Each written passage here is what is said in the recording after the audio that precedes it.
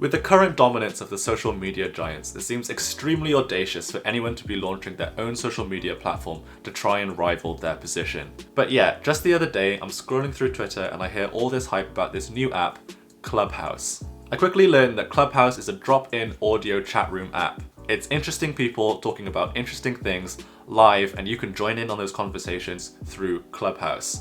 But the real catch of Clubhouse isn't how the app works. Instead, it's how you get into it. You see, unlike with other social media apps which you just download, make an account and start using, with Clubhouse, you have to be invited by somebody who's already on the app. This layer of mystery and exclusivity to do with the Clubhouse app immediately made me feel a strong sense of FOMO, that is the fear of missing out. I couldn't stop thinking about all of these potentially really cool conversations that I couldn't be a part of just because nobody had invited me down to Clubhouse. So literally within minutes, I'm putting out a tweet asking for an invite to Clubhouse, and thankfully my friend David Parrott came through and invited me to join him on the app. But once I was in the app and actually joining in on these chat rooms, I couldn't help but take a step back as a behavioral scientist and think, what the heck just happened? Yesterday, I literally didn't even know that this app existed, and yet today, I'm so excited to be invited to be a part of it and to join in on these conversations. I'm super excited to be using this brand new platform, which I know barely anything about. And I'm not the only one that feels this way. Clubhouse was only launched in April of 2020, and yet has over 10 million active users already. With numbers and engagement like that, you know that there has to be some psychological trickery going on to get people excited about the app. So to help me explain the sneaky psychology behind Clubhouse, I reached out to Dr. Ali Fenwick to come on the channel and explain. So, welcome back to Pete's Behavioral Insights and Theories, aka PetesBITs. Today, we're talking about Clubhouse. Hi, Dr. Fenwick. Can you introduce yourself, please? Absolutely. Peter, thank you for having me here today. For everyone out there, my name is Dr. Ali Fenwick, and I'm a professor of organizational behavior and innovation at Holt International Business School. One more thing that I can maybe tell you about myself is I'm also the founder and chief scientific officer of LITI-CML, the Center for Applied Behavioral Science and Technology. We've been around for about 10 years now, and we develop solutions to business and both societal issues using behavioral insights. That's great. Thanks, Dr. Ali Fenwick. My channel's really interested in psychology. That's what I talk about, and behavioral science. So you have a section of your article where you talk about the psychology of Clubhouse. You mentioned three main psychological aspects that Clubhouse exploits. So the first one was scarcity effect. How does Clubhouse use the scarcity effect? So the scarcity effect is a cognitive bias that makes people place a higher value on an object that is scarce or hard to come by. So scarce objects arouse our interest, and also immediately become more desirable to us than a product that is readily available. Now, many studies have shown that we're willing to pay a premium for scarce products, and we're also willing to wait longer periods of time to get them, and we engage more with them once we do have access to them, which also kind of creates this this sense of exclusivity. And this is what I think Clubhouse does so well, right? The scarcity effect creates this fear of missing out, or FOMO as it's better known as, and social media studies, including my own, show that FOMO is one of the biggest drivers of user engagement and retention. So how does Clubhouse apply this, right? How do they apply the scarcity effect? They do this first of all by making the application an invite-only platform. So you can only join the platform if someone invites you, or if you have downloaded the app and your connections who are already on the app can invite you in there. So this invite-only function gives the app a sense of exclusivity, right? You want to be part of the in crowd, and let's admit it. Don't we all want to be kind of on that guest list? Right, it's the same principle. That's how they've kind of set up the scarcity principle within the app, and so this kind of sense of exclusivity is something that can help to grow the app really fast. Now, Facebook did exactly the same thing when they initially started Facebook, where you could only log into Facebook. I believe you had to use your university email. So that was also another way of creating this sense of exclusivity. I want to be part of that as well, and also of creating this kind of fear of missing out. So besides the invite-only function, Clubhouse applies the scarcity function in many other ways as well. So take, for example, the conversations that take place on Clubhouse. Now, these conversations normally only happen once, like you would have any conversation. But the interesting thing is that these conversations can't be recorded. When you think of Zoom, we're also automatically thinking, yeah, Zoom, sessions can be recorded. We can re-listen to this again, but this can't be done on Clubhouse.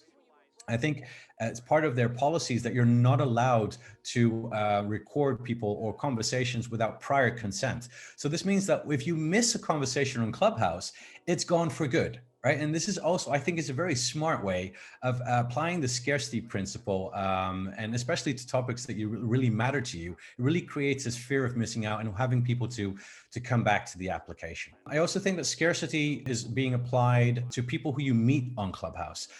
So you probably heard about it in the news, but a lot of celebrities, influencers, and I guess a lot of famous people from all kinds of fields, those people can be found on Clubhouse. What's different than in other applications out there is that you can actually be in the same room with these people that you look up to maybe, or that you like or admire, for example, and you can be in that room with them to listen into their conversations, or even have a conversation maybe with them. Whereas other applications out there, such as Twitter and Instagram and Facebook, it's more of a one-way conversation, right? They post something and you can engage on that, but it's not dynamic. It's not happening in the moment.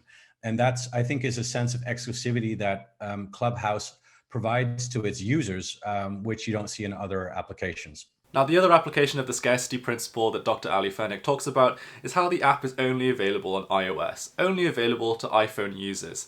So if you're an Android, unfortunately, right now, you can't have access to Clubhouse. Now, I was actually an Android user for many years, but just recently switched back over to iPhone, just in time to join in on this Clubhouse hype.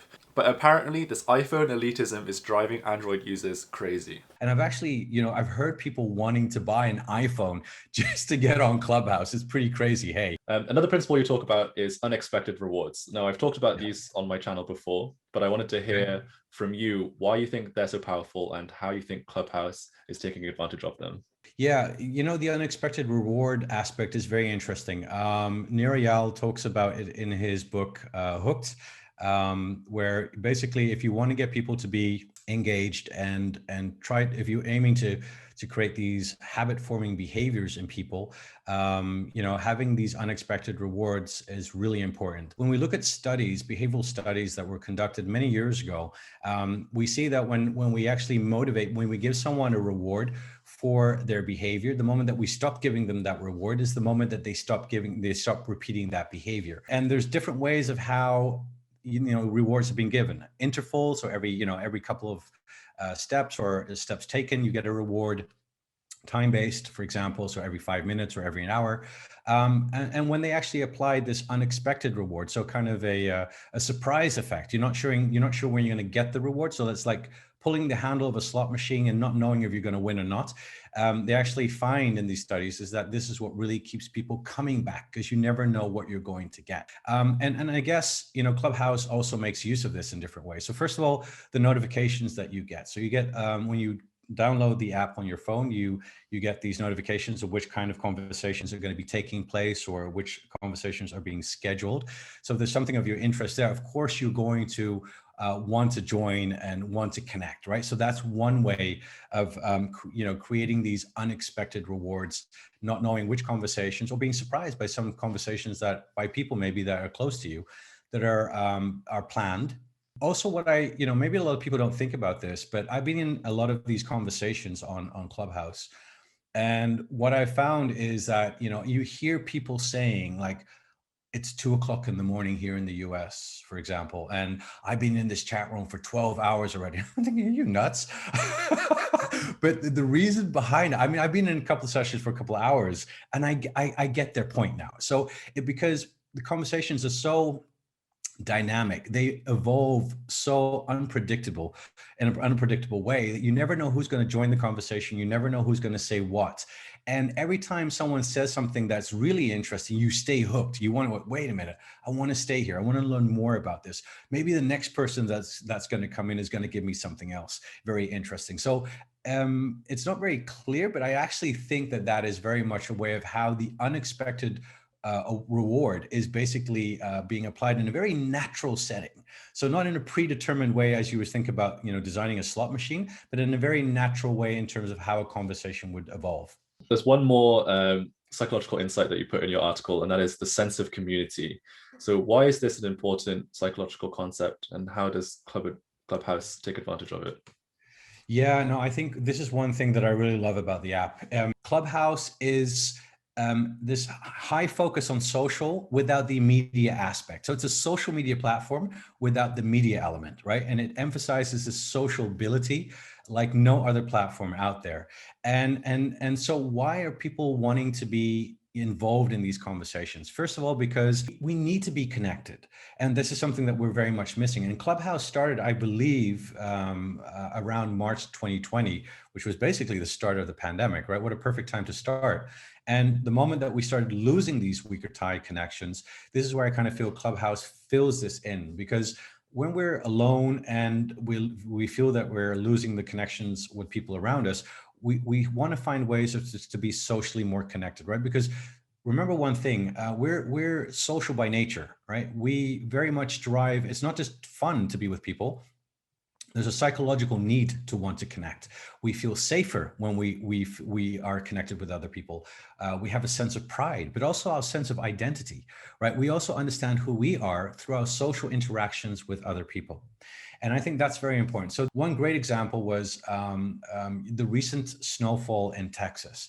Now, I briefly heard about it in the news. I didn't read into it. I didn't know much about it. Until one of my first conversations that I dropped into in Clubhouse was this community of people that were either in Texas or out of Texas. Some people that were actually on the ground, driving around, explaining what was happening, what were they seeing. It was almost like a live report. And people being kind of this, this group of support for everyone. They actually set up a charity for money to be donated if they wanted to donate. And it was fantastic. I had never seen anything like this before, where there was such a strong sense of community amongst people. And though I was not personally affected by the snowfall in Texas, I could really hear the people who were actually on the ground or who were in Texas or had maybe even lost people, close to them. Actually, you could feel that they were comforted by the conversations that they were having with these random people, but all kind of pulled together because of this chat room and the theme and the identity that they had in this room. And it was fascinating.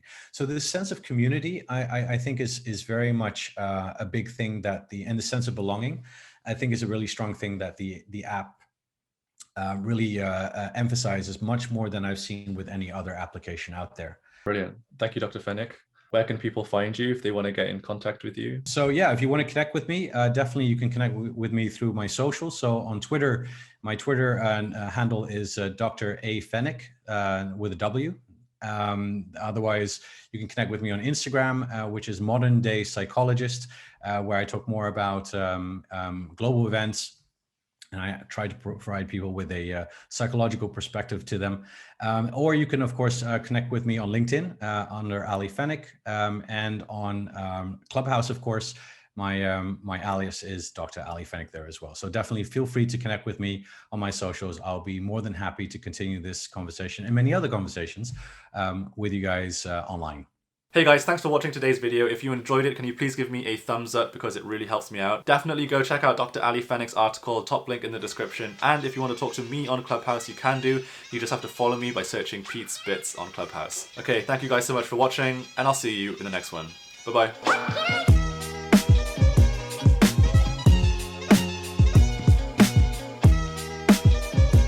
Once you edit it, you'll make it much more smoother, I guess. I'll apply full Hollywood magic to this. No one will know.